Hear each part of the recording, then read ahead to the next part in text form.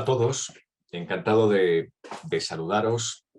Mi nombre es Juanjo Hernández. Es un placer de nuevo estar con todos vosotros a través de este canal, para todos los que estáis en directo en este momento y también para los que estáis viendo esta grabación a través de la Archidiócesis de Zaragoza, a través de los distintos medios digitales que quizá os haya llegado esta grabación. Así que un placer muy grande el compartir con vosotros este ratito. Estamos unos minutos con todos vosotros desde esta Escuela de Pastoral de la Salud, que por cierto está ya terminando, está ya en sus últimos encuentros, porque hoy precisamente como encuentro, digamos, de formación es el último. Nos queda pues la celebración dentro de unas semanas. Esto os lo contaremos al final. Insisto, para mí es un placer como moderador, como conductor de este panel, de esta mesa de expertos sobre un tema, ya lo creo que de actualidad. Siempre es de actualidad y por tanto siempre exige la sensibilidad activa y la formación permanente.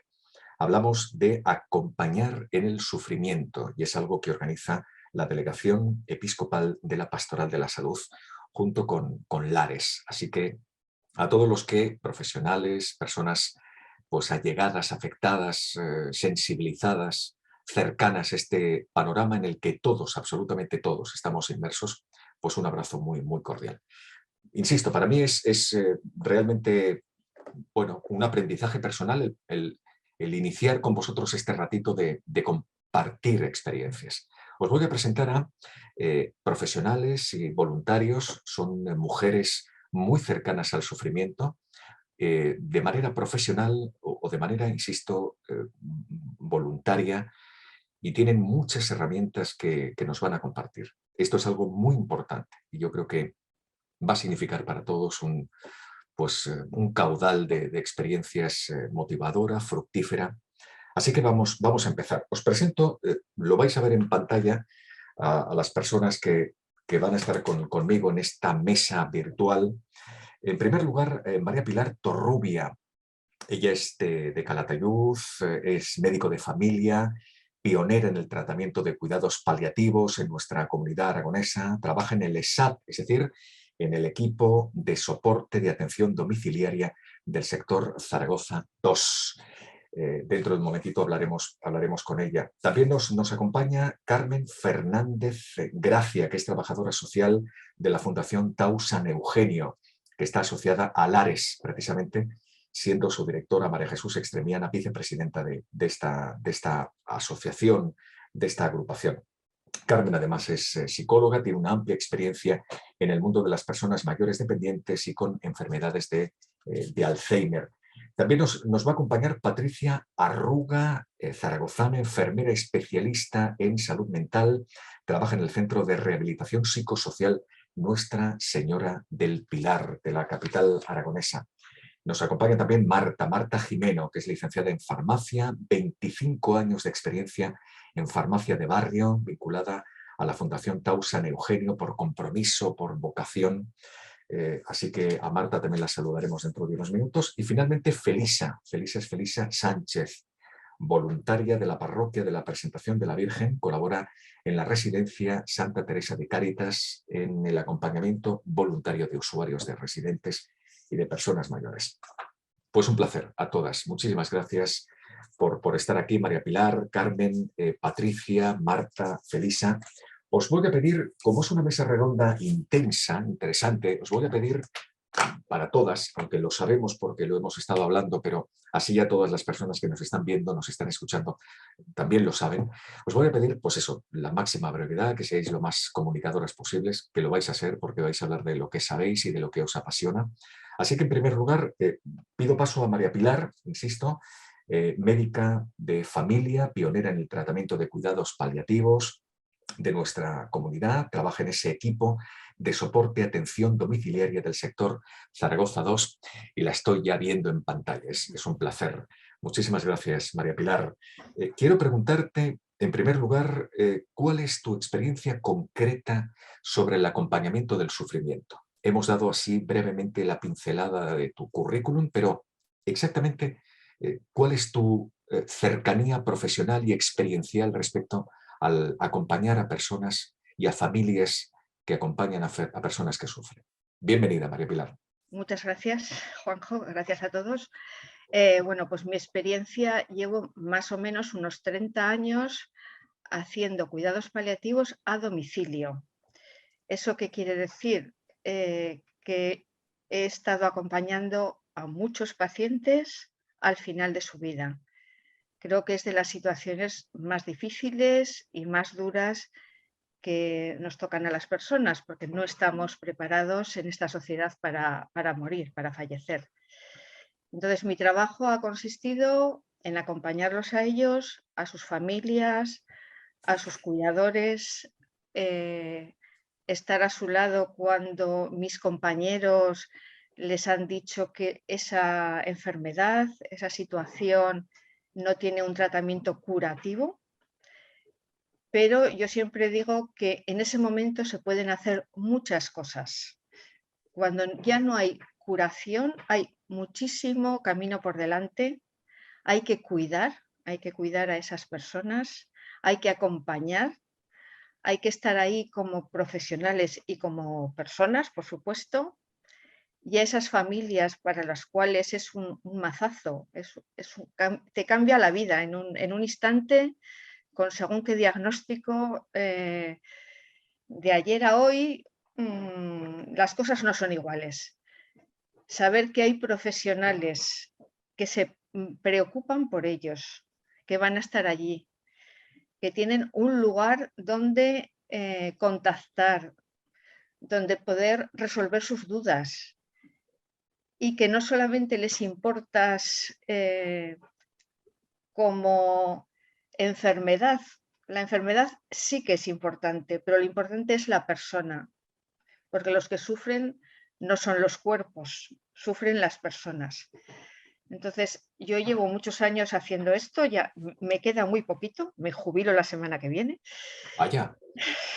Con lo cual, bueno, es una trayectoria de la que yo realmente me siento muy orgullosa porque he aprendido muchísimo más y me han dado mucho más de lo que yo a lo largo de estos años he podido hacer.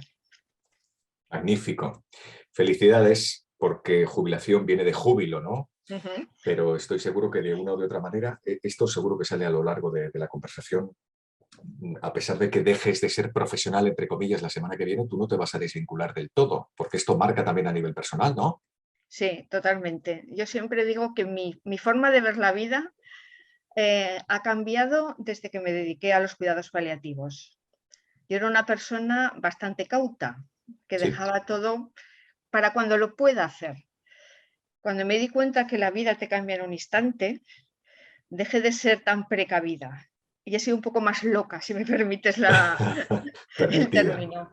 He hecho lo que he podido en el instante que me apetecía hacerlo, porque sabía que a lo mejor mañana ya no estaba aquí, como les ha pasado a muchos de mis pacientes.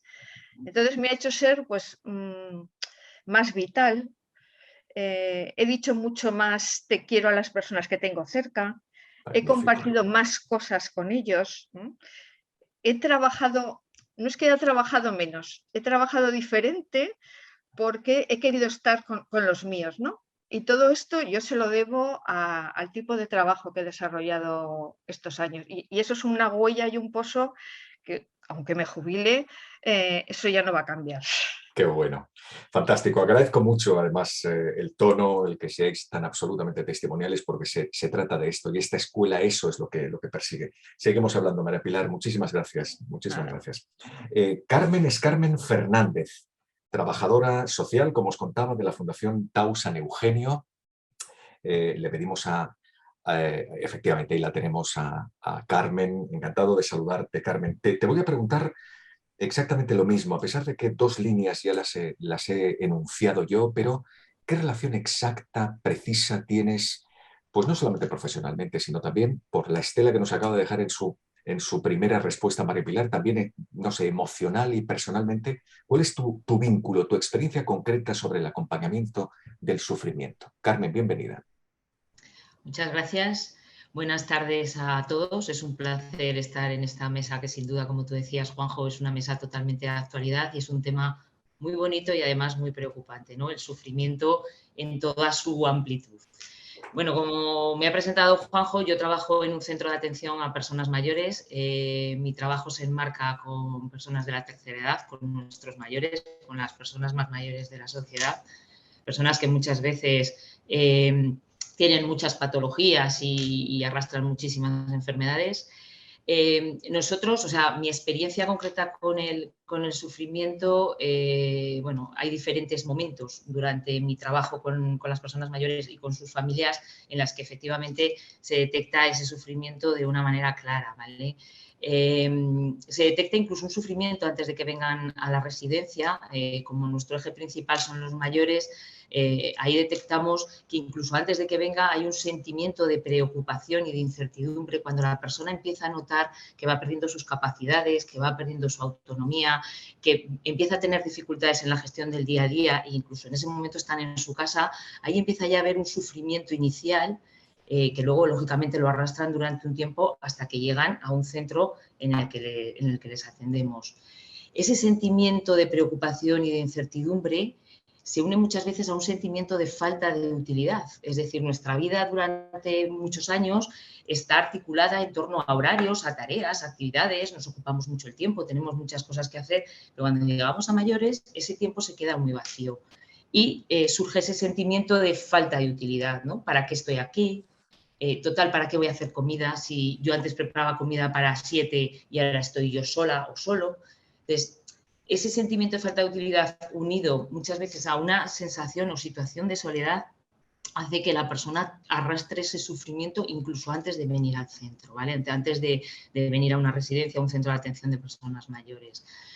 En el día a día luego hay momentos, lógicamente, una vez que se produce la decisión de venir al centro, es otro momento de sufrimiento, tanto para la familia como para la persona, es romper tu vida, romper tus esquemas, tus rutinas del día a día en tu casa para ir a pasar a una institución. Eso supone un sufrimiento también. Es un momento, el momento de tomar la decisión de ingresar en una residencia es difícil, tanto para la familia, que le genera un sentimiento de culpa por no poder muchas veces atender a ese familiar querido, a ese familiar que sienten que es casi una obligación, pero que llega un momento en que no se puede atender en el domicilio, ¿no? Ahí se provoca también un sufrimiento emocional, un sufrimiento interno en la familia, no un dolor. Lógicamente ese dolor se aminora si el usuario, la persona mayor participa en esa decisión y quiere, ¿no? Quiere hacerlo. Entonces es un poco más suave, más difuminado. Oye, Carmen, y En tú el momento... precisamente como trabajadora social, es decir, ese acercamiento, porque es importantísimo lo que decías de esa gestión de la incertidumbre. Entiendo que tú no eres sanitaria, pero tienes una relación directísima con el sufrimiento en cuanto a que en ti o de ti puede depender el suministro de información, de acogida en cuanto a qué tiene la otra persona de red social. Esto tiene que ser muy importante en tu trabajo, ¿no?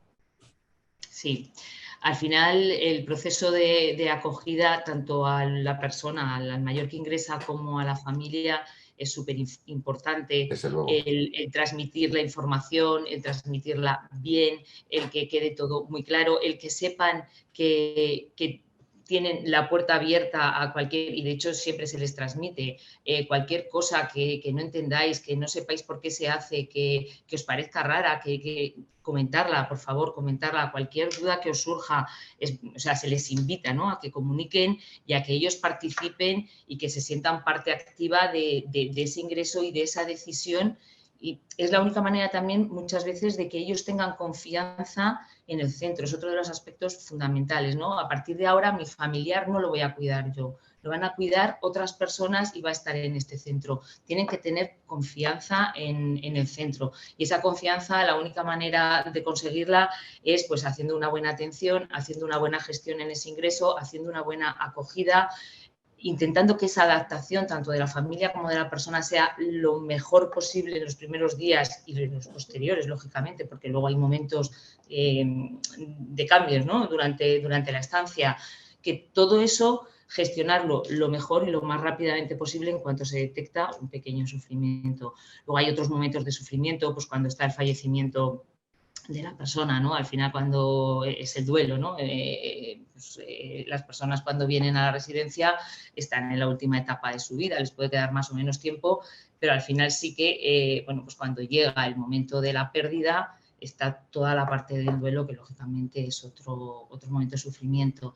Y otro momento de sufrimiento que también se detecta y que es muy doloroso para la familia es con los enfermos de Alzheimer o con deterioro cognitivo, que muchas veces las familias no comprenden el proceso de la enfermedad como tal y bueno, pues les duele, ¿no? el ver lo que está pasando con su familiar y no terminan de entender, ¿no? Entonces, ahí también hay que hacer muchísimo acompañamiento, muchísimo trabajo de explicar, de informar, de normalizar, de hacerles entender que es el proceso en sí mismo, que no es que esté pasando algo diferente que no pase con otras personas. Es complicado a veces ese sufrimiento. Qué apasionante y qué bien que lo estéis contando desde vuestra más pura realidad, ¿no? Desde el pie de obra que cada una de vosotras tenéis. Magnífico. Luego seguimos, Carmen. Estamos, qué placer, con María Pilar, con Carmen, con Patricia ahora. Si nos estás viendo en diferido, estamos encantados de saludarte desde esta Escuela de Pastoral de la Salud, desde la Archidiócesis, desde la Diócesis de Zaragoza. Bueno, pues sí, Patricia está con nosotros. Es enfermera especialista en salud mental, trabaja en el Centro de Rehabilitación Psicosocial Nuestra Señora del Pilar, es uno de los grandes centros de referencia en la comunidad aragonesa. Te hago la misma pregunta que le hacía tanto a María Pilar como a Carmen. ¿Cuál es, tras estas dos líneas de tu referencia profesional, cuál es tu experiencia concreta sobre el acompañamiento del sufrimiento? Patricia, bienvenida, te escuchamos. Muchas gracias. Pues bueno, buenas tardes a todos. A mí lo primero me gustaría dar las gracias a Pastoral de la Salud y a Lares Aragón y en especial a Lita, que es la persona que me ha invitado y me ha dado la oportunidad, pues bueno, de participar en esta mesa redonda y de poder charlar con vosotros de un tema tan bonito como es acompañar algo tan difícil como es el sufrimiento. Como ha dicho Juanjo, pues yo soy Patricia, soy enfermera y trabajo en la unidad de subagudos del Centro de Rehabilitación Psicosocial Nuestra Señora del Pilar. Mi experiencia acerca del sufrimiento, pues bueno, en realidad desde bien pequeña me interesé por el sufrimiento de las personas. Siempre he soñado con trabajar pues, en un hospital, en una ambulancia.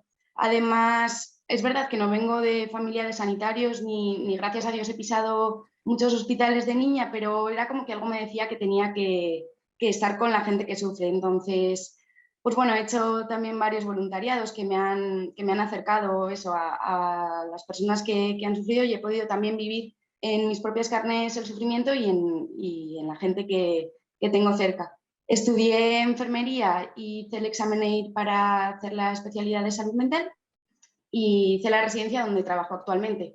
Entonces, bueno, pues en verdad la experiencia acerca del sufrimiento de momento y profesionalmente es corta porque llevo 2 años trabajando, así que tengo muchas ganas de conocer, de servir, de acompañar y dar todo de mí.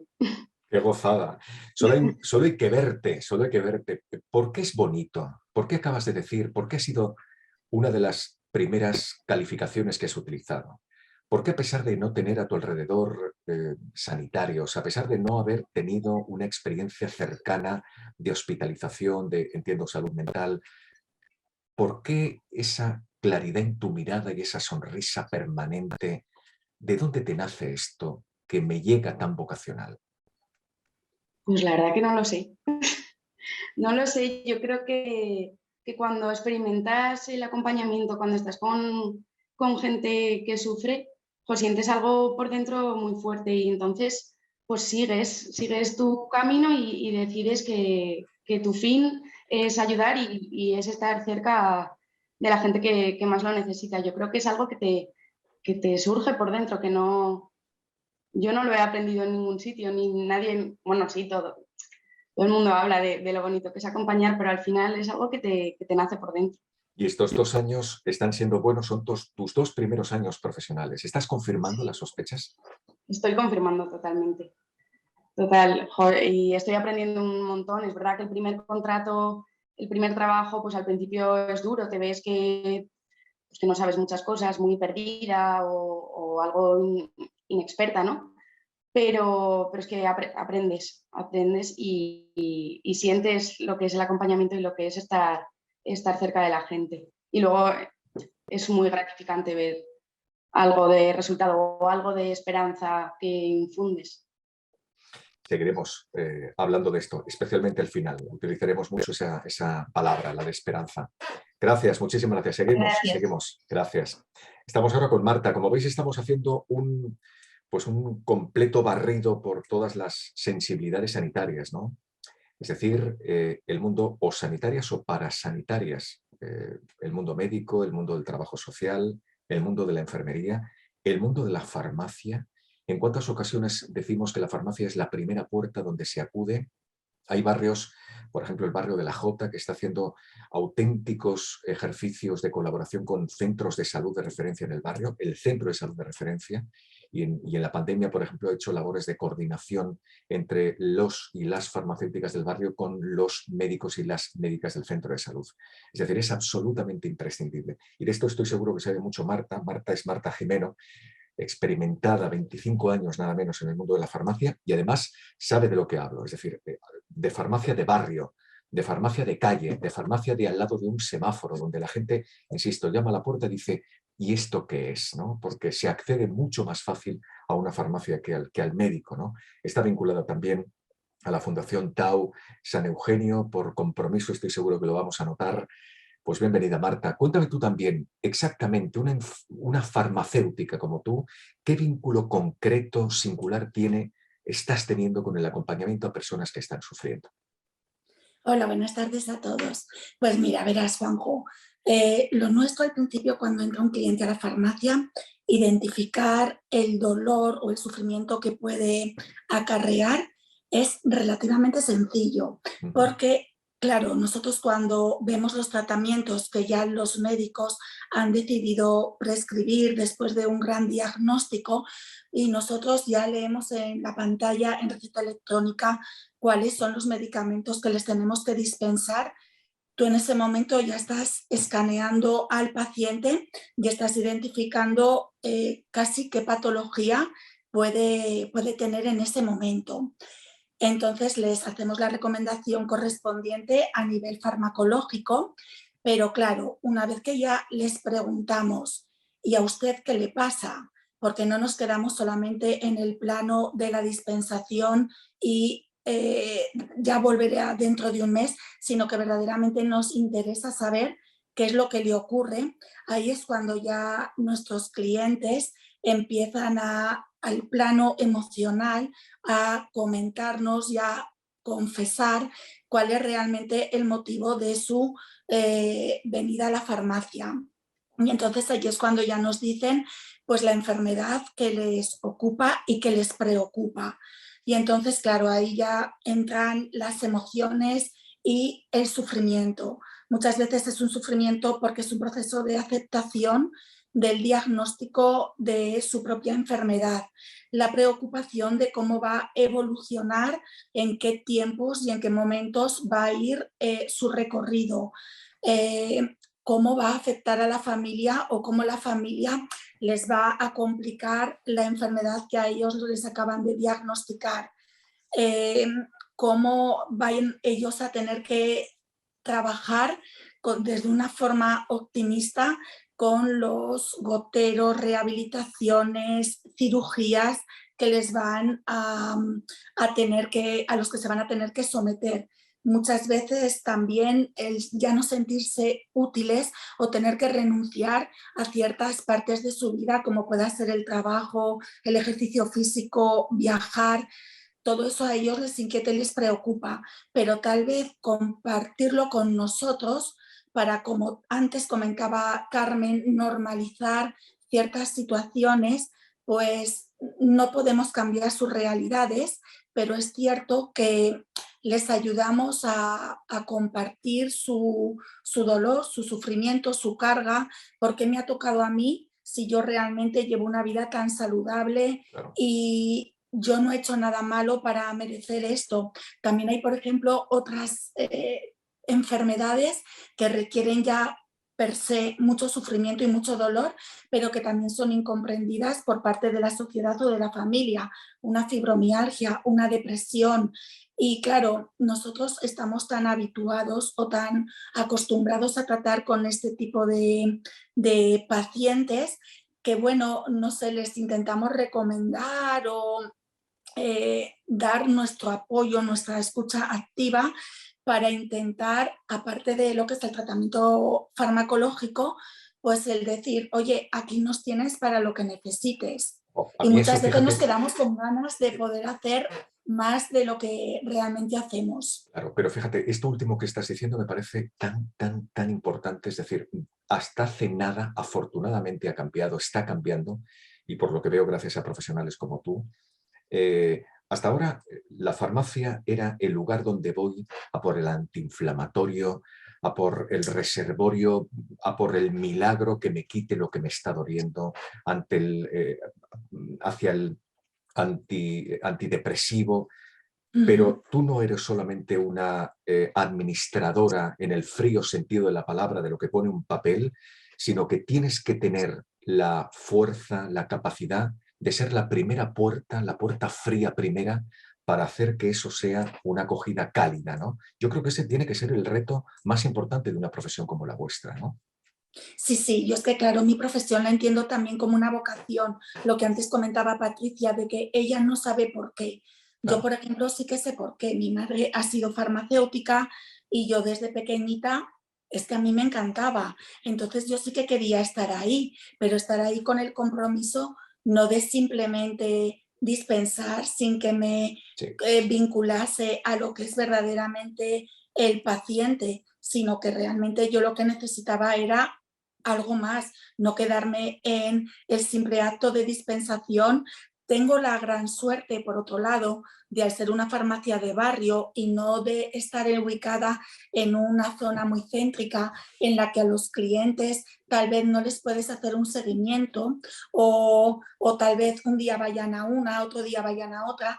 Tengo la gran suerte de que eso yo lo puedo realizar precisamente porque la proximidad de Claro. que ellos siempre vuelven porque se sienten bien tratados y porque al final haces un vínculo de cierta amistad y gran relación personal, ya dejando un poquito al margen también lo que es simplemente lo que es la farmacia, sino que generas un interés y una preocupación por ellos que realmente llegas como a otros compromisos y otros planos diferentes en tu relación con ellos. Y yo tengo la suerte de ser una farmacia de barrio, de poderlo vivir así.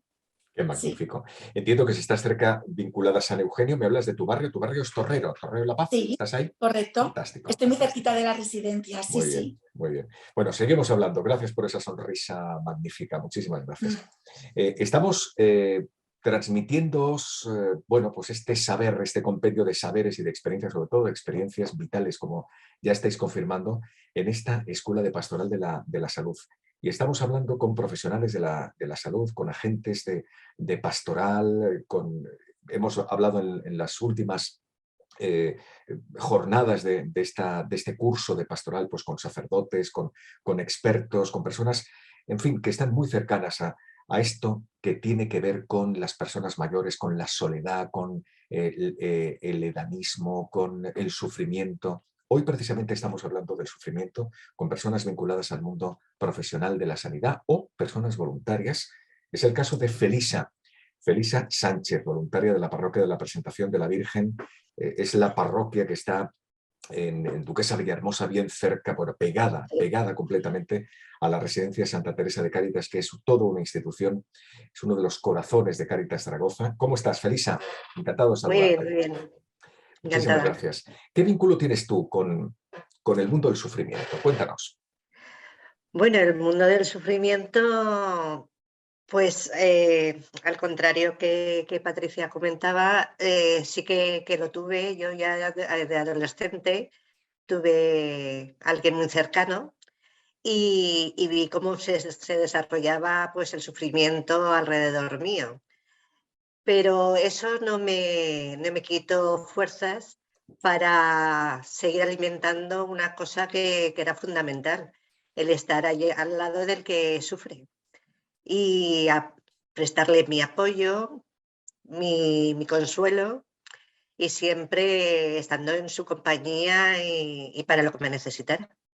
¿Puedo preguntarte algo más a nivel personal? ¿Me dejas? Sí. Vale. Cuando hablas de sufrimiento cerca de tu vida, ¿a qué te refieres? ¿Qué es lo que viviste exactamente? ¿En qué sufriste especialmente? Bueno, yo en mi adolescencia tenía a un hermano que estaba enfermo. Ajá. Entonces, pues de esto hace pues 50 años, la medicina no era tal como es ahora y bueno, tuvo bastantes operaciones en muy corto tiempo. Luego ya se lo superó y ahora, desde luego, está fabuloso. Sí. O sea que muy bien. Después, por diferentes circunstancias, ha habido otros casos en casa o en mi caso también, pero bueno, pero siempre para adelante. Aquel fue quizá el caso más llamativo en tu vida y yo no Sí, sé, por lo visto te marcó suficientemente como para que ahora, no sé si estás trabajando, estás jubilada, en este momento estoy jubilada. jubilada, muy bien. Sí, Es decir, tienes tiempos como para dedicarte. Podías sí. perfectamente irte a dar una vuelta o hacer un hobby o disfrutar de tus amigos o de tus amigas y no solo eso. Estás en pleno voluntariado en la residencia De de Santa Cáritas, Teresa. nada menos, ¿no? Sí, sí, sí. Además, es un sitio que me ha dado un estímulo grande porque realmente empecé estando enferma yo. Mi voluntariado allí fue estando yo enferma. Y la verdad es que no ayudaba yo a ellos, sino ellos me ayudaban a mí. Sí. Era una cosa que ellos los veía que me necesitaban y a la vez pues yo quería estar y desde luego ha sido una experiencia muy positiva. Sí. Muy positiva y que todo el mundo tendríamos que tener ese sitio, ese rato para dedicarlo a los demás. ¿Qué haces exactamente en la residencia? ¿Cuál es tu, no sé, tu labor o tu protocolo? ¿A qué te dedicas? Bueno, pues he pasado por diferentes fases, Ya. porque en un principio, antes de la pandemia, estaba en acogida. Recibía a la gente que venían a visitar a los enfermos, iba controlando los que entraban en la residencia, se me acercaban los abuelitos, nos pegábamos nuestra charrada, estaba atenta si necesitaban alguna cosa. Después, como tenemos tantísimas actividades, porque es un no parar, que si la fiesta de primavera, que si San Jorge, que si las Navidades, que bueno, aquí es una fiesta continua. Por eso, pues es un sitio positivo 100%. Positivo Con al lo cual, 100%. pues es eso, estábamos allí, yo estaba en la acogida, cogiendo el teléfono y recibiendo a la gente. Vino la pandemia. Ya. Por mi gran suerte, vivo muy cerca y entonces pude seguir ayudando. Entonces, pues era un poquito de privilegiada dentro de... Me conocían en la mayoría de supermercados porque, claro, decía, esto es para fulanito, esto es para sutanito, esto es para mi amigo de la residencia. Y aún fíjate que ya llevamos un año que estamos volviendo a la normalidad, sí, medianamente, y aún me preguntan las cajeras, bueno, ¿y qué tal los abuelos? ¿Qué tal tus yayos? Porque yo les llamo mis yayos y mis amigos. Entonces, pues era eso. Lo que hacía, les iba a comprar pues algunas cositas que ellos necesitaran y tenía la posibilidad así de lejos y con la mascarilla y con todas las precauciones del mundo, pues de verlos, porque luego resulta de que también por parte de la presentación de la Virgen tenemos un pequeño balcón que da al jardín. Sí. Claro, y ahí pues también los saludaba. En algún momento hemos ido a cantarles, a bailarles y animarles y a estar un rato con ellos. Fantástico. Gracias, Felisa. Lo dices con muchísima naturalidad, con mucha sencillez, pero suena a oro. Es decir, cuando pasan todas las cosas que las profesionales que hasta ahora han estado hablando, es decir, cuando el sufrimiento es igual a incertidumbre, a falta de utilidad, a soledad, el tener una sonrisa como la tuya, un balcón al lado, la posibilidad de que te conozcan en el Eroski de al lado, en la frutería pegada, y sepas a quién va ese trocito de cariño en fin, es algo fundamental. Seguimos hablando. Felisa, muchísimas gracias. Bueno, tenemos un rato todavía por delante para al menos lanzar una segunda ronda. Vamos a intentar que sean 4 rondas, 3 más, por tanto, con preguntas que nos han parecido muy importantes. Ahora hemos preguntado cuál es tu experiencia concreta sobre el acompañamiento del sufrimiento. Pero también de manera muy breve, me gustaría que estas mujeres ahora, estas mujeres apegadas al mundo del sufrimiento y con estas sonrisas y con estas pasiones, como todos ya hemos descubierto, nos digan qué es el sufrimiento para ellas, que nos den una definición de sufrimiento desde su punto de vista, desde el punto de vista, pues en el caso de María Pilar. María Pilar, te doy la bienvenida de nuevo desde el punto de vista médico o como tú quieras. De manera muy breve, por favor, ¿el sufrimiento igual a qué? ¿Cómo lo definimos? Bueno, pues para mí el sufrimiento es cuando una persona tiene una amenaza de cualquier tipo y carece de los recursos para afrontarla. Entonces, hay sufrimientos que son simplemente situaciones de la vida cotidiana, por ejemplo, pagar una hipoteca, que te quedas en el paro y no puedes afrontar esto que te está sucediendo, que a muchas personas les puede parecer que esto no es sufrir, pero sí, porque hay una amenaza y tú no tienes ese recurso. Luego, entrando ya pues, más en profundidad, cuando esa amenaza es a tu integridad, tanto física como emocional, el sufrimiento es mayor. Cuanto mayor es la amenaza que tú sientes, la incertidumbre ante lo desconocido. A todos nos gusta tener nuestra vida controlada, pero lo cierto es que la vida no es así.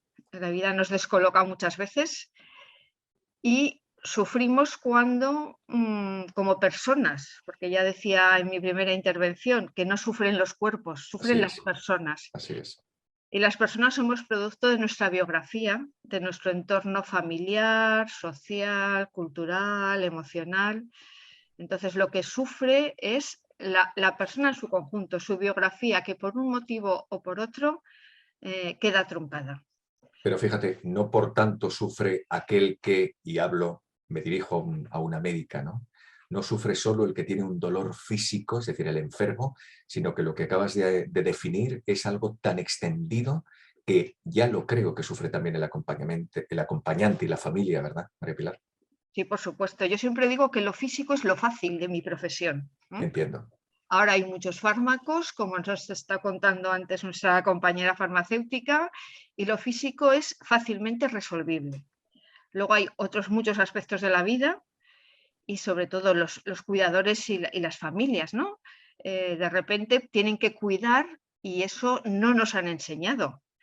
Hay que hacer una cama con un enfermo, nadie sabe hacer una cama. Hay que cambiar un pañal, hay que cambiar los roles familiares. A lo mejor esa persona antes iba a buscar a los nietos al cole y ya no puede ir.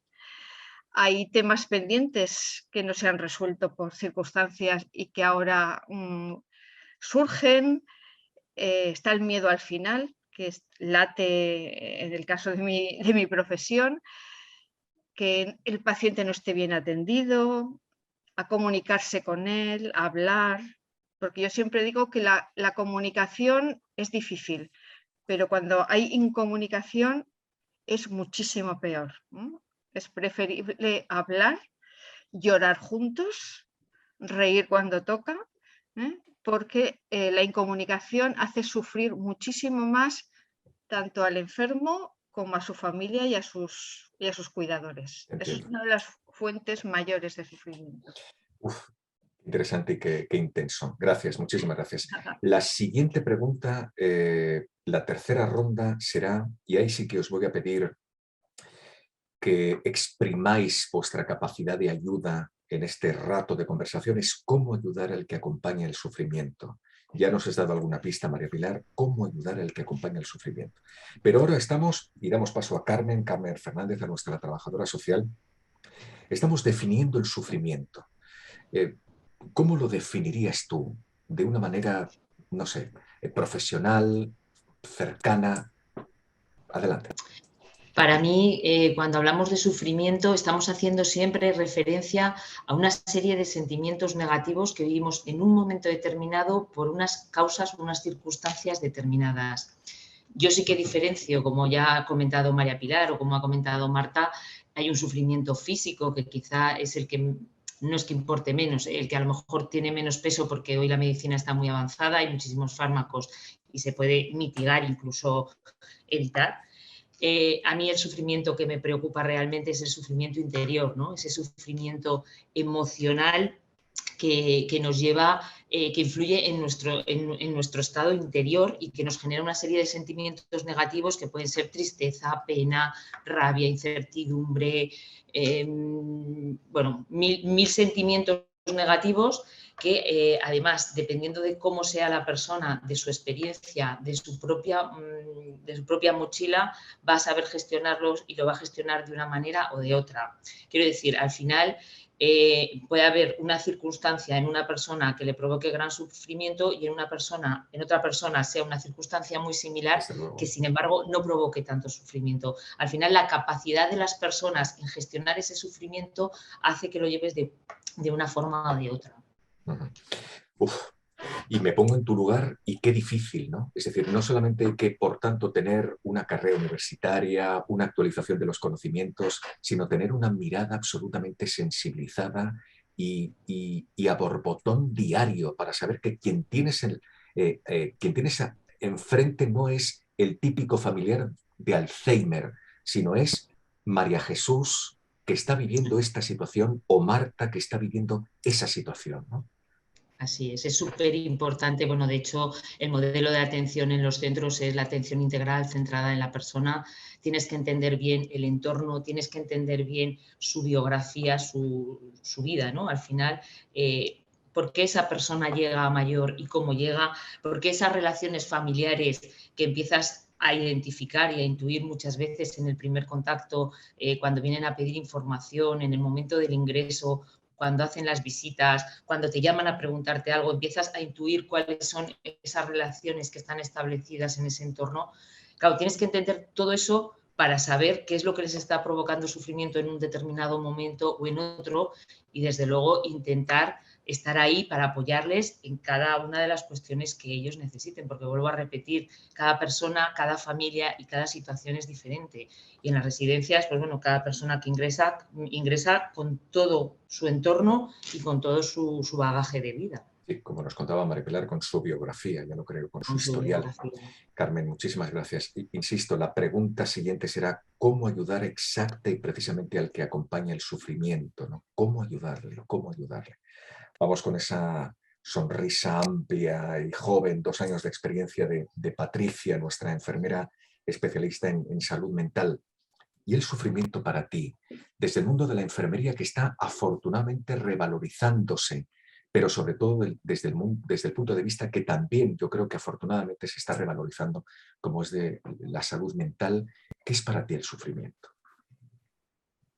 Pues para mí el sufrimiento, cuando empecé a pensar a ver cómo podía explicarlo, la verdad que no supe casi unir 2 palabras para reflejarlo. Es verdad que lo que he podido aprender pues es que el sufrimiento psíquico o el sufrimiento de las personas que viven con una enfermedad mental, que es del que sé un poquito, pues es un sufrimiento muy, muy grande, como todo sufrimiento.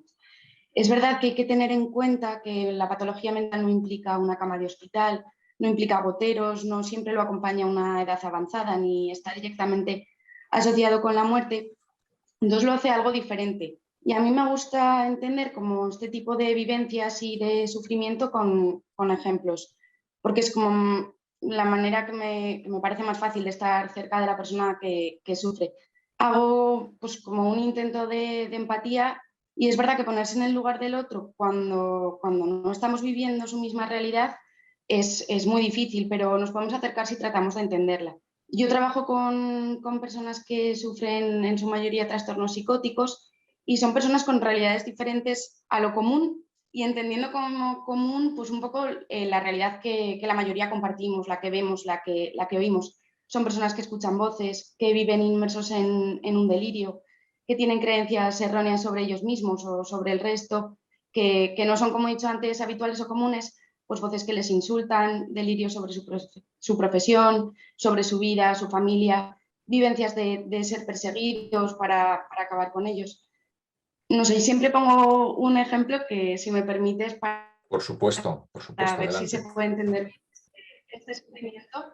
Yo me imagino como en una calle a oscuras, sola, volviendo a casa y evidentemente te entra el miedo y cada persona que aparece, pues, desconfías de la persona. Pero es verdad que eres capaz de controlar ese pensamiento y decir, a ver, no, la pesadilla no termina. Se nos va un poco, se está congelando Son tan tu imagen, reales Patricia. y tan certeros Sí, como que yo me llamo Patricia. entiendo. ¿Está Se nos congelado? ha ido un poquito el testimonio al final porque se congela ¿Ya? Pero bueno, yo creo que te hemos entendido un poquito. ¿Se ha Sí, entendido? sí, más o menos, aunque el ejemplo no. ¿Tú qué piensas cuando, claro, sobre el mundo de la enfermedad mental, Patricia, hay algo que se llama estigma? Es decir, hay muchísimas personas que piensan que el enfermo mental, primero, yo lo he escuchado incluso en mi labor periodística, ¿no? Personas que dicen, bueno, se lo habrá ganado o no es verdad, o cuidado, me tendré que alejar porque puede ser violento o se me puede pegar. Hay, bueno, muchísimo dolor añadido a nivel social en eso, ¿verdad? Muchísimo, muchísimo. Es que al final es verdad que es la imagen que tenemos y es todo fruto, yo creo que del desconocimiento. Porque bueno, pues no se conoce, no se da a conocer el mundo de la enfermedad mental. Es mejor dejarlo aparte, dejarlo en tema tabú y encima está muy asociado a conductas muy destructivas, como por ejemplo pueden ser el consumo de tóxicos o a situaciones vivenciales difíciles como puede ser familias desestructuradas, situaciones económicas precarias. Entonces parece como que, pues bueno, es mejor dejarlo lejos y no verlo, pero pues que todos somos vulnerables de Total, tener una enfermedad mental. Al total. final es gente que siente, es gente que pues por lo que sea, por la circunstancia de la vida que sea, se ha roto y se está intentando construir. Y lo que has dicho del tema de que si nos da miedo porque parece como que son agresivos, por lo que podemos ver en los medios de comunicación, pues que es gente que si piensa que le persiguen, piensa que van a por él, se tendrán que defender de alguna manera, digo yo. Claro, claro. Entonces, pues que es un sufrimiento tremendo, es verdad. Y el atávico miedo a la locura, ¿no? Que no nos pase a nosotros, que Claro. es tanto lo que vemos en el otro, tan duro que no quiero que me pase a mí. Bueno, seguimos, ¿eh? Insisto en esa pregunta que dentro de nada os voy a formular: ¿cómo ayudar al que acompaña el sufrimiento? Vamos ahora al campo de la farmacia. Además, Marta nos está abriendo, nuestra farmacéutica, nos está abriendo el foco. Es decir, no, Marta no solamente está ofreciendo un ansiolítico, sino que además es la primera que en un proceso especialmente duro de futuro, la primera que acoge una situación dura, incluso no diagnosticada, y que es la primera puerta a todo. En ese sentido, Marta, el sufrimiento profesional, testimonialmente, como tú quieras, ¿qué es para ti? Cuéntanoslo, por favor. Pues verás, para mí una cosa es el dolor físico, que es el dolor del cuerpo, pero luego está el dolor del alma. Y el dolor del alma sí que es el sufrimiento, porque realmente tú no puedes, me he partido una pierna, me han detectado una fibromialgia o tengo un cáncer de mama, pero todo eso es verdad que ya es tangible o ya muchas veces tenemos a otras personas que han pasado por esas enfermedades, pero claro, cuando ya es el alma de cada paciente que viene y te lo explica su realidad, sus momentos, su entorno, su soledad, el sentimiento de infelicidad que le provoca, su agotamiento, su padecimiento, su pena, su daño moral, todo eso es lo que verdaderamente es cierto. No hay tratamiento farmacológico, pero sí que intentamos dar cierto soporte en la manera de lo posible. Las farmacias con sus equipos, que yo pienso que generalmente contratamos a personas muy humanas, con muchos valores, con mucho tacto, con mucha empatía, para poder intentar llegar a dar un paso más allá y no quedarnos en la mera comunicación del dolor físico, sino ir al sufrimiento, a la patología del alma. Pero no quiero que destripes la siguiente respuesta, pero me sale preguntártelo ya. ¿Cómo lo haces tú? Es decir, ¿cómo haces tú? ¿Qué es para ti? ¿Cuál es para ti la aspirina del alma, Marta? La mirada, la sonrisa, el paralenguaje, el tacto.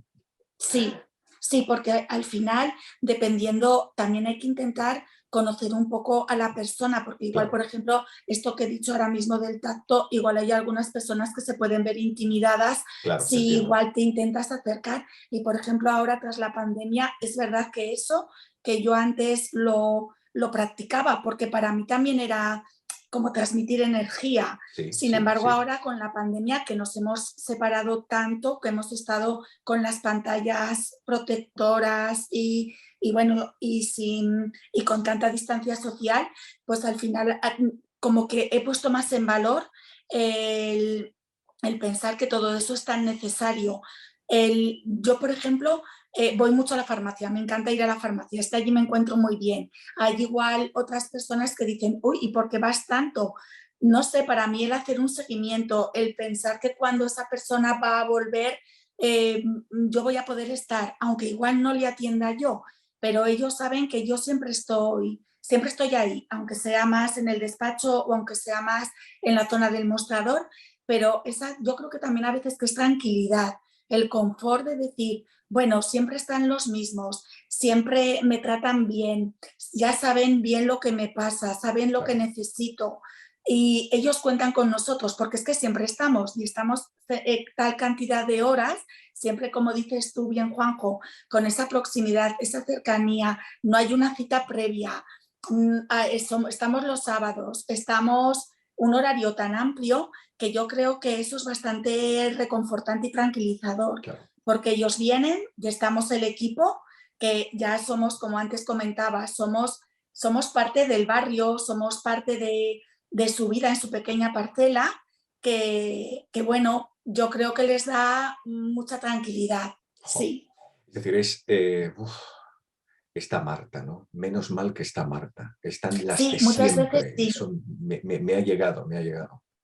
Sí, la verdad es que intentamos resolver en la manera de lo posible esas pequeñas urgencias, ¿no? Claro. Que para ellos son vitales, porque igual no tener una pastilla para su padre, porque igual ha extraviado un blister, o el no poder acceder al centro de salud en tiempo y en forma para dar continuidad a un tratamiento. Claro. Y sin embargo, tú siempre estás ahí para intentar a poner esa pequeña ñapa, ese pequeño pegamento, ¿no? Para resolver algo que para ellos les inquieta tanto. Entonces, bueno, pues hacemos esa labor asistencial de proximidad sanitaria que muchas veces, pues aunque el sufrimiento, desde luego, su realidad no podemos cambiarla, pero sí que es cierto que, bueno, pues esa pequeñita granito de arena, pues afortunadamente, con mucho gusto, sí que somos capaces de dárselo. Pero fíjate, y ahora acudo a Felisa, ¿no? Es decir, es detalles absolutamente cotidianos los que nos hacen ver que la aspirina del alma existe y que no es química y no es médica, y como decía María Pilar, nuestra médico, no está en el cuerpo, ¿verdad? Y esto los voluntarios, Felisa, lo sabéis perfectamente. Para ti el sufrimiento ¿Cómo lo defines? ¿Qué es, Felisa? El sufrimiento yo creo que es sentirse solo en muchas ocasiones. El no poder hablar con alguien, el que alguien no te mire. Por eso es tan importante tener gente cerca y cuidarnos. Los voluntarios, yo gracias a Cáritas que hacemos cursos, nos cuidan y para eso podemos ayudar.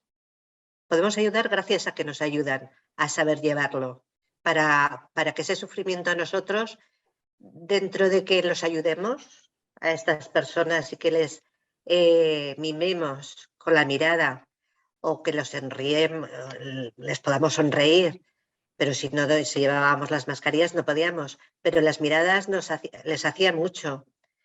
Pero gracias a... no se puede hacer cualquiera, porque entonces ese sufrimiento no te lo llevas dentro. Y eso no lo podemos permitir los voluntarios.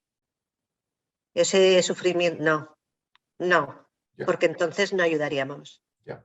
Entonces, somos una especie de personas que los queremos, porque para mí son una segunda familia. No podría estar sin ellos. Y la verdad es que gracias a las ayudas que hemos recibido, los puedo seguir ayudando. ¿Pero por qué? ¿Por qué? No por qué. ¿Cómo lo haces? No quiero decir porque te pido que cómo haces para no llevarte eso a casa y, por tanto, cómo haces para intentar ayudar mejor al día siguiente. Porque al final me sonríen ellos a mí. Te abres para ser alimentada tú también. Claro. Al final tocas una tecla, tocas algo en ellos que ellos te devuelven muchísimo más de lo que tú les has dado. Y ahí ya es la recompensa. Y ahí ya te quedas tranquilo y dices, bueno, pues ya está. Te puedes encontrar un poquito solo, te puedes encontrar un poco mal, pero yo te voy a estar viendo. Yo sé que después vamos a estar juntos. Y ese sufrimiento va a ser una pequeña, depende también de las patologías que puedan tener según qué personas también. Porque claro, no es lo mismo la enfermedad mental que otras enfermedades. Claro. La enfermedad mental es más complicado. Claro. Esa es la enfermedad que no se entiende muchas veces. Bueno, y tú no te lo has pensado dos veces cuando te lo he preguntado, y hay muchas personas que hablan, no, hace ya tiempo que se habla de gran enfermedad, ¿no? Como es la soledad, el sentimiento de soledad es Sí. motivo de máximo sufrimiento. Sí. Esa soledad no pueden estar solos, ni los abuelos, ni nadie en este mundo. Somos demasiadas personas, tenemos demasiado tiempo para que un ser humano tenga que estar solo. Es imposible. Eso en mi cabeza no cabe. Es imperdonable, efectivamente. Gracias, Felisa. Bueno, no os quiero causar presión. Perdona, Juanjo. Sí, dime. Te quisiera decir, a Marta, sí, verdaderamente, lo que dice es cierto. En la farmacia hacen una gran labor. Sí, sin duda. Porque sobre todo, pues eso, las personas que mayores van allí y se encuentran personalizadas, son Así es. con nombre y apellidos. Y Así para es. ellos es muy importante. Yo estoy seguro que la farmacia, y estoy seguro que Marta estará de acuerdo conmigo, la farmacia junto con el mundo de la enfermería, con el mundo del voluntariado, con el mundo de la sanidad completamente, el mundo del trabajo social, el mundo de la medicina general y especializada, ha salido revalorizada durante esta pandemia, no cabe la menor duda. A pesar de todo, a pesar de los vaivenes que la sociedad da, que va desde el aplauso en los balcones hasta las quejas últimas y muchas merecidas. En fin, enseguida acudimos a ti, Felisa. Os decía que no es por presionar, o lo voy a hacer, dejadme que lo haga amable y amigablemente, pero esta pregunta es la más importante. La más importante. Por favor, os pido que seáis absolutamente comunicadoras, que nos dejéis carne buena, proteína excelente, que nos digáis códigos, líneas, consejos que vosotras sabéis que funcionan. Que nos traigáis, no muchas, y que también volváis a ser muy breves, 3, 4, las que queráis, pero que nos digáis, por favor, os está escuchando, os está viendo mucha gente, ahora en directo o en diferido. Esto se va a quedar colgado en esta página web y va a ser visitado, estoy seguro, muchas veces. Así que, María Pilar, desde el mundo de la medicina, déjanos aquí la almendra, la médula de tu experiencia para responder a esta pregunta que es nuclear. ¿Cómo ayudar a aquella persona que acompaña el sufrimiento? Te escuchamos con toda la atención. Bueno, yo creo que lo primero que tenemos que hacer es aportar todos nuestros conocimientos técnicos y profesionales. Antes de acompañar hemos de ser un buen médico, buena enfermera, buen trabajador social, cada uno buen farmacéutico, y aportar nuestro conocimiento para enseñar a cuidar a los que están cuidando. Otra de las cosas que me parecen importantes es disminuir la incertidumbre. Yo siempre les hacía o les hago una pregunta a los familiares, a los cuidadores, ¿qué es lo que más le preocupa? Hay veces que esas preocupaciones son reales en la situación que están viviendo, pero otras veces son imaginarias, son fantasías. Entonces, el desentrañar lo que le preocupa y ver eso concreto, cómo podemos resolverlo o encauzarlo, les da bastante alivio, les ensancha el alma. También es importante que sepamos escuchar y mantener conversaciones difíciles, porque hay veces que hay muchas conversaciones difíciles y quizás no sea tu cometido profesional, pero a mí me parece que no es ético cuando te hacen, según qué preguntas, tanto el paciente como su familia, el salir corriendo.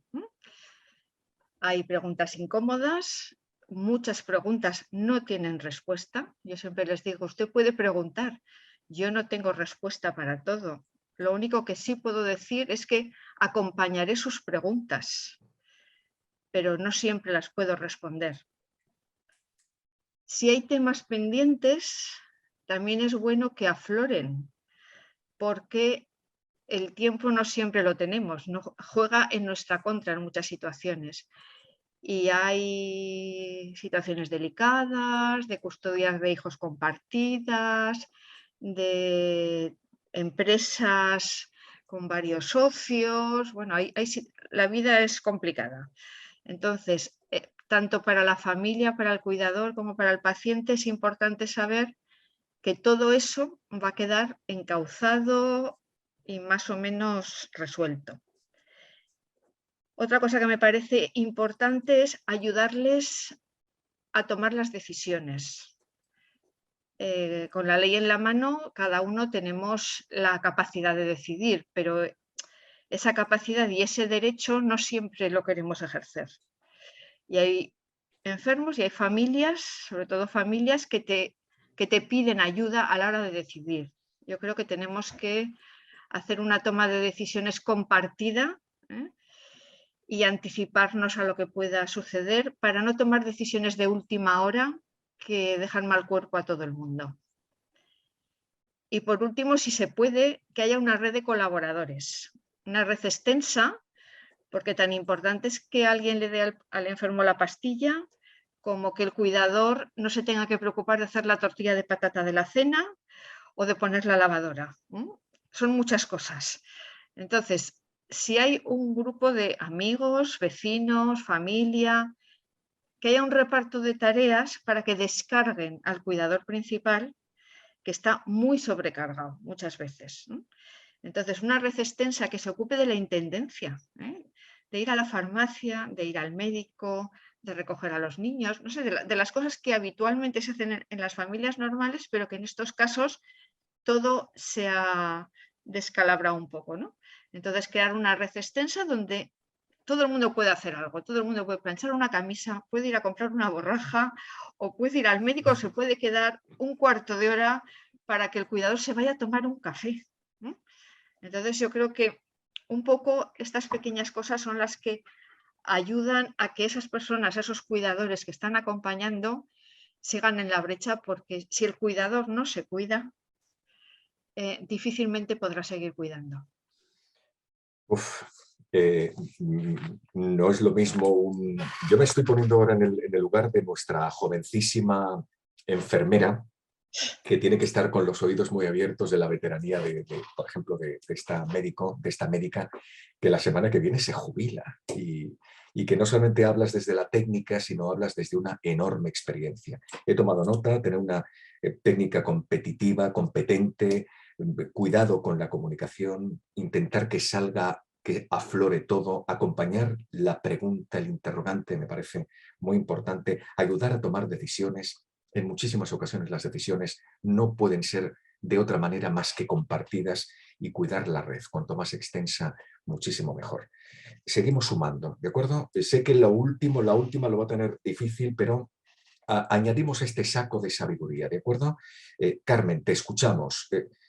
¿Cómo lo hacemos? ¿Cómo ayudamos? Además de todo lo dicho, ¿cómo ayudamos al que acompaña el sufrimiento? ¿Cómo lo hacemos? Bueno, pues María Pilar, la verdad es que ha puesto muchísimos aspectos encima de la mesa. Yo sí que a lo mejor que me gustaría incidir en dos aspectos que para mí son claves y son fundamentales. Por supuesto. Para mí es clave el tema de la escucha activa y de la empatía, ¿vale? Que María Pilar de alguna manera ha hablado de comunicación. El tema de la escucha activa es súper importante. El dar tiempo a que la persona, tanto la que acompaña en el sufrimiento como la que está sufriendo, puedan expresar, puedan sacar, puedan externalizar, seamos capaces de obtener esas preocupaciones reales, que es lo que de verdad os está provocando ese sufrimiento, es fundamental. Una escucha activa.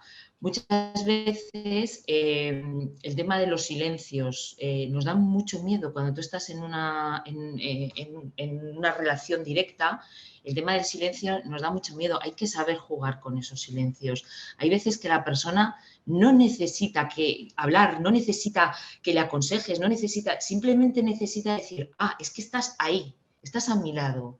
Y en este momento no necesito hablar, no necesito llorar, no necesito descargar, necesito simplemente estar en silencio y saber que cuento contigo, porque estás aquí, a mi lado. El tema de los silencios yo creo que es fundamental y además es muy enriquecedor, porque son momentos que la persona que sufre o el cuidador que está al lado de la persona que sufre está reflexionando sobre todo lo que está pasando en ese momento y desde luego todo eso va a servir para que luego salgan las cosas y se pongan encima de la mesa. Al final hay que apoyar, hay que respetar los tiempos de cada uno y hay que acompañar. Si realmente queremos ayudar a la persona que está sufriendo y a su acompañante. Hay que tranquilizar, hay que tranquilizar. Una de las cosas importantes es el intentar, entre comillas, normalizar todo lo que se pueda, ¿vale? Tranquilizar y pues, os pongo un ejemplo, ¿no? Para intentar explicarme bien lo que quiero decir. Por ejemplo, cuando a lo mejor vienen a hacer alguna visita a alguno de nuestros usuarios con Alzheimer, algún familiar dice, es que yo vengo y os veo que a vosotras os sonríe, os trata con cariño, os dice, hola cielo, y cuando a lo mejor me ve a mí, me insulta. Entonces, bueno, pues hay que hacerle entender que no te está insultando a ti como marido o como hijo o como hija, sino que es el proceso de la enfermedad y que a lo mejor, pues en ese momento es lo que esa persona le ha salido a hacer, pero que no lo tome como algo personal, sino que es un proceso de una enfermedad que está por detrás. Entonces, normalizar en ese sentido, ¿no? Tranquilizar y normalizar en ese sentido. Muchísima información. Hay que dar toda la información que tanto el usuario como las familias necesitan. Y luego pues estar muy atentos, un seguimiento muy cercano, tanto en el momento inicial para asegurarnos que la adaptación del usuario y de la familia es la correcta y durante todo el tiempo que esté, ¿no? Porque al final se van a producir muchas circunstancias difíciles. Menudo saco de oro. Estoy apuntando, escucha activa, empatía, es decir, dar tiempo, respetar los silencios. Madre de mi vida, no solamente estamos en una sociedad Instagram, donde el sufrimiento es absolutamente invisible, donde todos son guapos, guapas, sonrisas, brillantes, sino estamos en el momento del ruido, en la sociedad de lo dinámico, de lo hiperbólico, de las conversaciones picadas, no, el tiempo es también el tiempo del silencio, ¿no? Normalizar y dar toda la información posible. Seguimos. Patricia, te toca. ¿Qué añadimos a todo esto, desde tu propia experiencia, desde esos 2 años maravillosos que estás viviendo en el campo de la enfermería y la salud mental? Cuéntanos. No sé qué me queda por decir, porque sí que estoy con los oídos bien abiertos, porque es una pasada todo lo que están contando. Para mí, estar cerca de las personas que acompañan, pues es eso, es mostrarte cercana, intentar ayudar a entender el proceso, porque hemos dicho que la enfermedad mental es muy desconocida, por lo tanto, tenemos que intentar mostrar cuáles son las necesidades de la persona que sufre. Enfermería, que es una profesión que se encarga de cuidar, y al final en salud mental es verdad que el tipo de cuidado es el acompañamiento. Entonces, a mí hay 2 palabras que me gustan mucho, que es el trato y la prudencia. Y son 2 palabras fundamentales para cuidar. Al final estamos trabajando con pacientes que se sienten extraños. Antes Felisa hablaba de la soledad. Pacientes que tienen unas vivencias y unas realidades diferentes a las del resto, por lo tanto muchísimas veces se sienten solos. Entonces, es muy difícil encontrar palabras de alivio cuando nos encontramos en realidades diferentes y cuando hablamos idiomas distintos. Entonces hay que leer muy bien cuál es la necesidad del paciente. Y puede ser que el acompañamiento sea estar en silencio, como decía Carmen. Entonces, no sé, el apoyo al familiar es tan importante casi como el del propio paciente, y es acompañar y ayudar a entender el proceso, normalizar las experiencias que se viven, dar información sobre la situación que está pasando la persona, mostrarte cercano al final. Has utilizado una palabra que no ha salido hasta ahora, prudencia. Desarrolla un poquito más. Exactamente a qué te refieres, porque me parece especialmente sugerente. Mira, prudencia para mí es entender y no invadir una realidad que nosotros no entendemos. Te entiendo. Pues, por ejemplo, mira, lo voy a contar con un ejemplo. Adelante.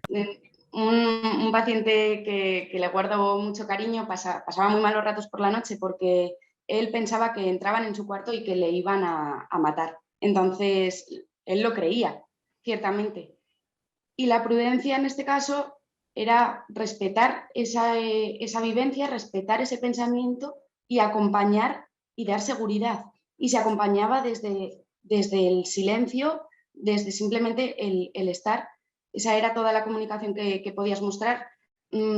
Darle alivio, darle seguridad de que no le va a pasar nada. Esa es la prudencia, el que no puedes meterte en lo que están pensando o en lo que están sintiendo las personas que sufren. Al final, ellos tienen sus realidades y tienen eso, pues sus vivencias, y a ver quién eres tú para decirles lo contrario. Y sabiendo que también nos estamos dirigiendo a los acompañantes, utilizando ese mismo ejemplo, ¿cómo tratas, cómo te acercas al familiar de ese enfermo que piensa que esa noche le van a entrar en la habitación para matarle? Pues intentando que el familiar entienda la situación, se ponga en el lugar de su familiar, que vea ese sufrimiento y enseñarle pues qué es lo que le ha aliviado en el momento, enseñarle que hay que estar cerca, que hay que creerle, que hay que no hay que desconfiar, que hay que estar. Eso es como intentar que entiendan el proceso. Es difícil. Buah, no, me parece impactante porque me llega que te lo crees y me llega que no hay otra, me llega que no hay otra. Naturalmente que me suena dificilísimo, pero me llega veraz, me llega muy, muy certero, ¿no? Y en la farmacia, yo creo que has sido de las primeras que en la ronda anterior, Marta, nos has dejado cosas muy concretas. Nos has hablado de la cercanía física, absolutamente sencilla, básica, simple, déjame que utilice esa expresión, el tocar, ¿no? Y el hacer ver que Marta está hoy y va a estar esta tarde y va a estar mañana y que por tanto no tengo que volver a decirte, mira, es que mi padre está peor. Y no tengo que repetir otra vez por qué está peor mi padre, sino que tú ya sabes quién soy y sabes quién es mi padre. Pero, ¿por dónde seguimos? ¿Por dónde seguimos acompañando al que acompaña al que sufre, Marta? Pues es que verás, muchas veces son carreras de fondo con muchos matices, como muy bien decía antes María Pilar, detrás, en las que hay pues, conflictos familiares o entre hermanos o soledad, y es que no hay nadie, y entonces tú eres ese pequeño detalle en su vida que afortunadamente siempre estás ahí. Hay muchas veces que el cuidador también deja de atender a otras personas que también necesitan de, por ejemplo, en el caso de hijos, igual lo que decía antes Patricia, ¿no? Igual es una madre que tiene un hijo con una patología de salud mental, pero también tiene un hijo que es afortunadamente totalmente normal, pero muchas veces igual te implicas tanto en tu familia, en el familiar en el que tiene el problema, que también te sientes muy culpable por estar descuidando y apartando al otro hijo, por ejemplo, es un ejemplo. Entonces, claro, nosotros al final muchas veces es que incluso hacemos la pregunta, ¿cómo te puedo ayudar al cuidador? ¿Necesitas que te lleve la medicación a tu casa? ¿Necesitas que yo me ocupe de tomarle la atención o de intentar facilitarles en la medida de lo posible todo lo que esté en nuestra mano? Porque muchas veces tienen problemas de tiempo o que no saben gestionar bien ciertas partes de los tratamientos y entonces directamente les preguntamos ¿para qué me necesitas? ¿Qué es lo que puedo hacer yo por ti? Para que te pueda aliviar en algo, aparte de cariño, escucha, lo que ya todas, lo que ha dicho Carmen, lo que ha dicho María Pilar y lo que ha dicho Patricia, todo es el llegar al otro plano, al emocional, al de la persona, al de ya dejando un poco la etapa profesional, que es importantísima, porque muchas veces nuestras explicaciones técnicas es cierto que les pueden ayudar a según qué cuidadores o familiares a comprender lo que está pasando o lo que va a pasar o dónde va a terminar. Y entonces el tener esa información les puede un poco llegar a entender el abanico extenso y el camino que va a llevar el problema de la enfermedad. Y luego, claro, en el plano emocional, pues todos los sentimientos que podamos abordar de cariño, de...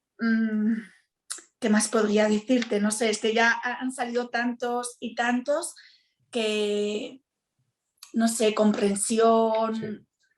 Sí. Sí. Mira, déjame que te pregunte, que te repregunte de una manera que no ha salido hasta ahora y lo necesito. Marta, ayúdame a reflexionar sobre qué es lo que no hay que hacer.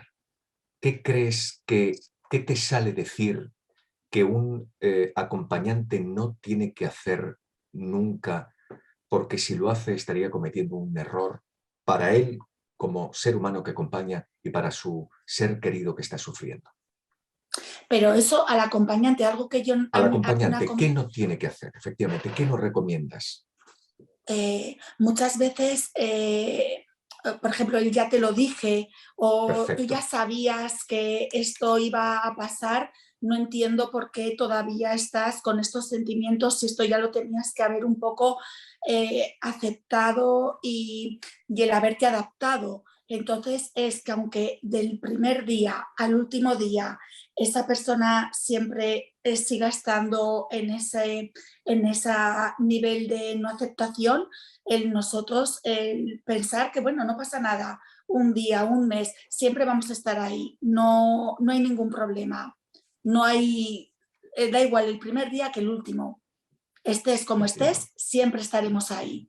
Te entiendo, No hay problema. Me parecía muy importante la pregunta, es decir, cuidado, no al reproche, cuidado con ese tipo de tranquilizaciones. Ya te lo dije, el o ya tú te ya lo lo dije, sabías. efectivamente. No, porque cada día para él bastante tiene con asumir la situación y enfrentarse a ella, porque claro, un cuidador no es ni un médico, ni un enfermero, ni un asistente social, ni un farmacéutico, que nosotros, para bien y para mal, estamos 8 horas o 12 o 24 en contacto con un montón de personas, nuestros pacientes que están sometidos a... Nosotros estamos preparados y tenemos como una vocación que también nos respalda aparte de nuestra profesión, pero un cuidador no, te ha tocado y te ha tocado, y tu hijo ha tenido un accidente en moto y a partir de mañana es tetrapléjico, que nos puede pasar a cualquiera, y eso nadie estamos preparados, y menos alguien externo al tema del tema sanitario, y de repente dices, bueno, y a partir de ahora, y tienes que acometer todos los tratamientos, y claro, tiene que ser psicológicamente demoledor. Desde luego, te lo agradezco. Esta pregunta no estaba en el guión, pero creo que era y es muy importante. Voy sumando a este saco de oro, es decir, ser técnicamente competentes, cuidar la comunicación, es decir, intentar que aflore todo, acompañar la pregunta, ayudar a tomar decisiones, crear una red lo más extensa posible, cuidar muchísimo la escucha, el respeto a los silencios, dar tiempo, intentar por todos los medios normalizar, dar información, estar cercano sin intimidar, sin abordar, es decir, ser prudente, hacer preguntas. Creo que esto que decía Marta con muchísimo sentido común me parece especialmente poderoso. ¿Cómo puedo ayudarte? ¿Cómo puedo ayudarte? ¿Y qué añadimos a todo esto? Felisa, desde tu experiencia como mujer que sufrió y como mujer que está viendo la fuerza también bondadosa, energética del sufrimiento. ¿Cómo ayudamos a aquel que acompaña, Felisa? ¿Cómo ayudamos al que acompaña? Pues son todo etapas en esta vida, con esperanza. No tenemos que pensar que vamos a estar continuamente así, que va a ser toda nuestra vida así. Tenemos que pensar que hay una esperanza, que hay un apoyo, que tenemos que estar preparados, no solamente para lo bueno, sino también para lo malo. Y que, desde luego, que no estamos solos nunca.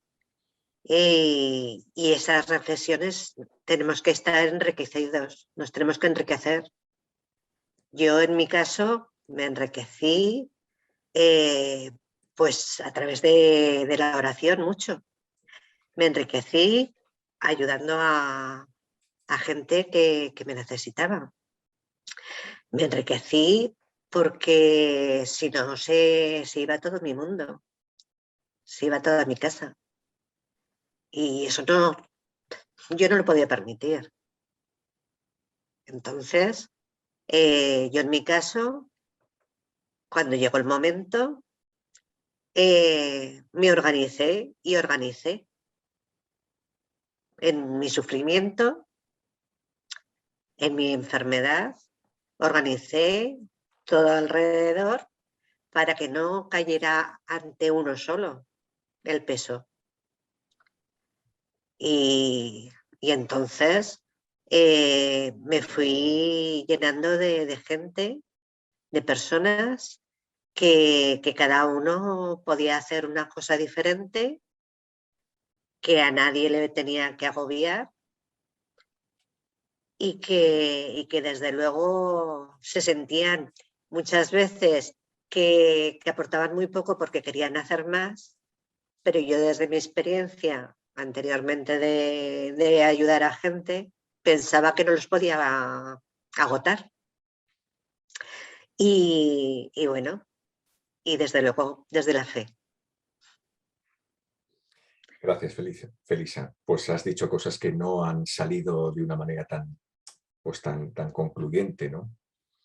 Respetar las etapas también me parece con mucha fuerza.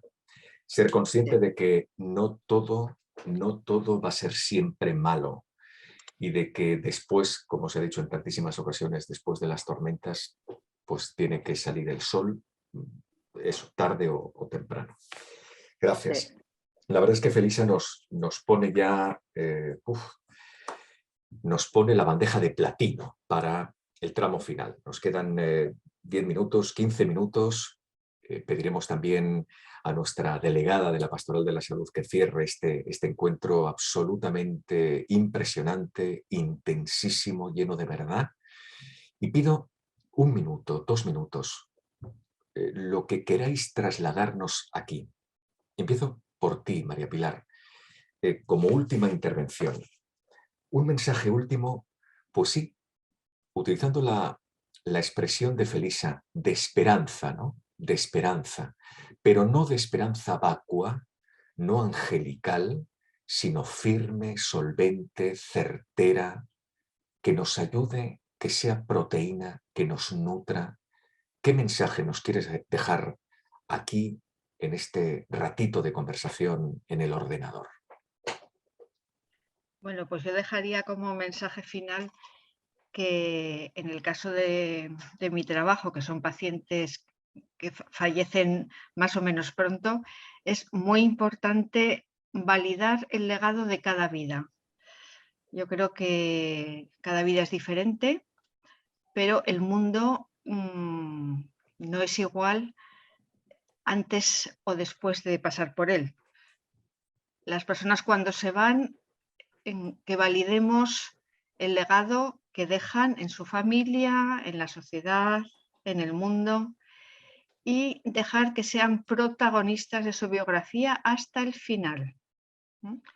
Importantísimo que aunque estemos enfermos, aunque estemos sufriendo, aunque lo estemos pasando mal, aunque los que están a nuestro alrededor nos quieren ahorrar sufrimiento y deliberaciones, yo creo que hay que respetar muchísimo la autonomía de la persona y dejar que cada uno escriba esa biografía final de la mejor forma y como a cada uno le guste.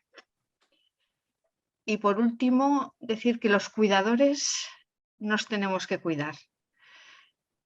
A veces piensas que eres Superman y que puedes con todo. Mentira. Todos caemos, todos caemos. Entonces, cuidarte con una buena alimentación, con una buena higiene del sueño, con ejercicio físico, manteniendo tu red social, delegando tareas. Todos podemos colaborar. No hay nadie que lo vaya a hacer de una forma impecable y mejor que tú. Y hay que saber delegar, hay que saber cuidarse para poder seguir acompañando, porque el acompañamiento pues, es mientras estás en esta vida y hay personas a tu alrededor, seguro que lo vas a tener que hacer. Luego os despido a todas como merecéis. Carmen, tu tiempo, tu minuto de oro, tu último mensaje de esperanza respecto al sufrimiento. ¿Qué nos dejas?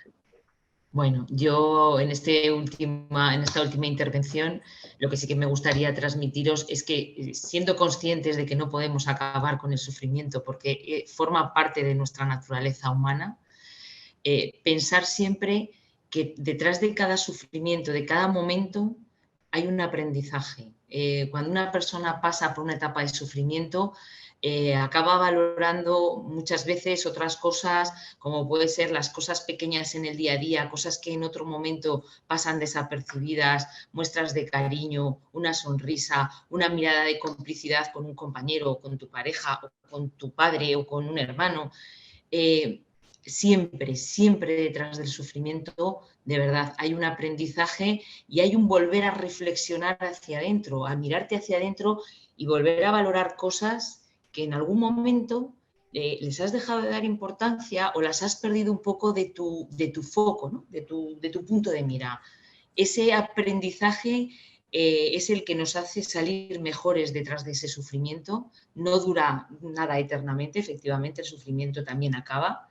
Y animar y animar de verdad a entender y gestionar todos esos sentimientos que se generan con el sufrimiento, que si lo sabemos canalizar y lo sabemos trabajar, nos va a ayudar a que esa intensidad disminuya y podamos salir de la mejor manera posible de esa etapa de sufrimiento.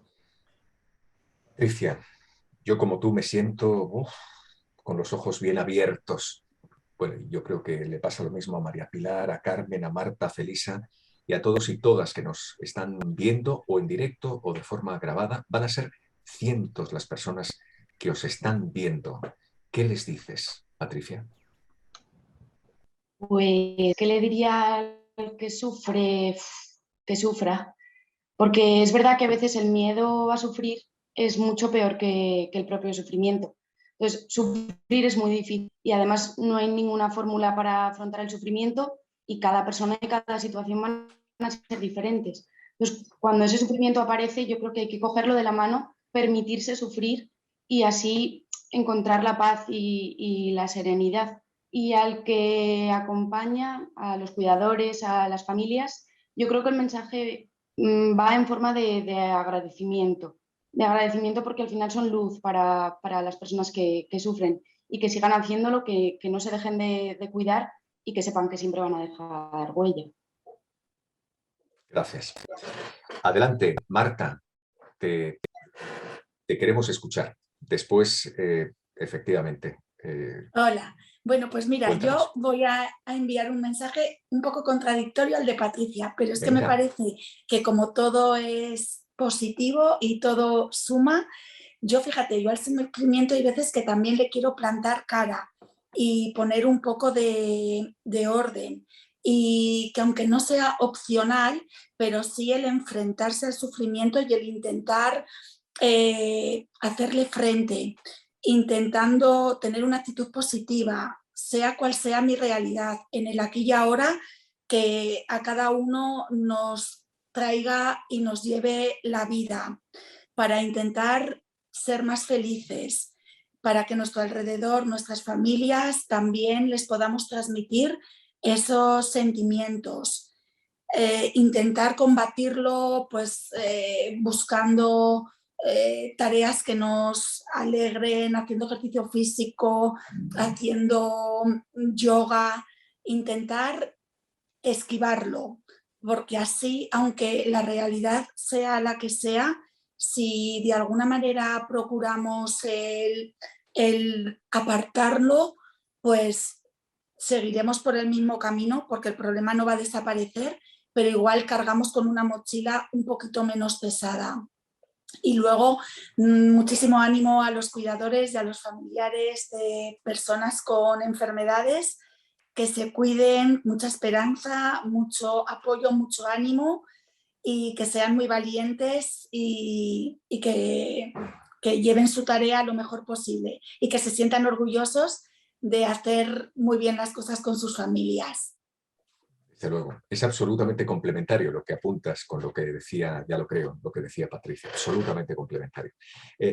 Terminamos contigo, Felisa. Después escucharemos a Pilar y os pediré a todas, por supuesto que no retiréis, porque después de escuchar a la delegada de Pastoral de la Salud nos gustaría pues veros a todas las caras, ¿de acuerdo? Porque os despediré a todas para, en fin, no de manera sonora, pero sí aplaudiros en la distancia por el extraordinario testimonio que estáis dando. Felisa, tú has sido la primera que has nombrado la palabra, eres la última que la va a pronunciar. Esperanza, déjanos tu último mensaje, por favor. Sí, los cuidadores nos tenemos que cuidar, tenemos que seguir teniendo esperanza y desde luego cuidarnos es amar. Ya está, es así, no hay más. Ya está. No hay posibilidad de hacerlo mejor y no creo que haya un mejor punto y seguido. Gracias, muchísimas gracias. Pilar Molina es nuestra delegada de la Pastoral de la Salud de la Diócesis, de la Archidiócesis de Zaragoza. Dime cómo estás, Pilar. Yo estoy muy emocionado, estoy realmente muy emocionado. Sabía que esto iba a ser muy importante, pero ha sido mucho más de lo que esperaba. Las intervenciones han sido de una altísima calidad. Luego esto significa que es el broche final a un, me consta, gran curso de la Escuela de Pastoral de la Salud que, digamos, se cierra a nivel de aprendizaje formal, pero que aún tiene por delante alguna otra actividad celebrativa, ¿verdad? Te escuchamos. Buenas tardes a todos, amigos y amigas. Como dice Juanjo, yo estoy tan emocionada que casi voy a improvisar, porque me he quedado, porque antes que delegada soy voluntaria también. He trabajado en un ambiente sanitario durante muchos años, por tanto, estos temas que hemos tratado esta tarde, para mí han sido, vamos, una maravilla. Estoy tan de acuerdo con todo lo que habéis dicho, con esas preguntas que ha ido expresando Juanjo, tan fundamentales en la tarea del médico, de la farmacéutica, de la enfermera, de la visitadora, de la trabajadora social. Es que creo que ha sido de una riqueza impresionante y quedaría para muchas mesas redondas, no solo para esta. Pero mi misión es un poquito más breve porque tenemos que terminar. Y por tanto, quiero agradecer desde la Delegación de Pastoral y desde el Ares Aragón, y que primero agradecer al Señor y a Dios su intervención, porque sin Él no hubiera sido posible todo esto. Quiero agradecer, por supuesto, como ya lo he hecho, a toda la mesa, empezando por su moderador Juanjo y terminando por todas vosotras, felicitar a Pilar por su jubilación. Pero también quiero agradecer muy especialmente la colaboración y participación de todos los ponentes.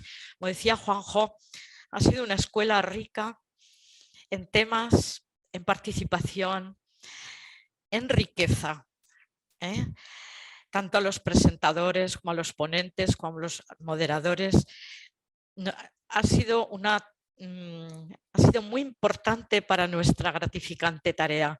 Nos habéis iluminado, nos habéis animado con vuestras exposiciones y nos habéis ayudado a reflexionar sobre muchas cosas que quizá en el día a día las pasamos desapercibidas y no nos damos cuenta y tenemos que profundizar en ellas. Por tanto, muchas gracias. Muchísimas gracias también a la Delegación de Medios que apoyan y cubren nuestras iniciativas y por supuesto a Jesús que nos acompaña y conduce en cada una de las conexiones de esta escuela. Gracias a todos los que habéis tenido la constancia de seguirnos en directo o en diferido. Espero que os hayáis hecho más ilusionados y con más esperanza después de todo lo que hemos escuchado a lo largo de toda esta escuela. Con esta mesa de hoy, como decía Juanjo, tan magnífica, termina la escuela online. Pero todavía tenemos otra cita personal que culminará este ciclo. El próximo día 2 de junio, a las 17 horas, en la capilla de la Casa de la Iglesia, tendremos una Eucaristía presidida por nuestro pastor y arzobispo, don Carlos. Después de la Eucaristía tendremos un pequeño refrigerio, donde podremos charlar, compartir experiencias y vernos físicamente. Esto es para todos los que de alguna manera hemos participado. Por tanto, os esperamos a todos los que podáis acompañarnos en este rato. Quiero recordaros también que el próximo día 25 de mayo, a las 19 horas, en el Salón de Actos de la Casa de la Iglesia, tendremos la presentación del último libro que ha escrito Monseñor Redrado, Id y curad enfermos.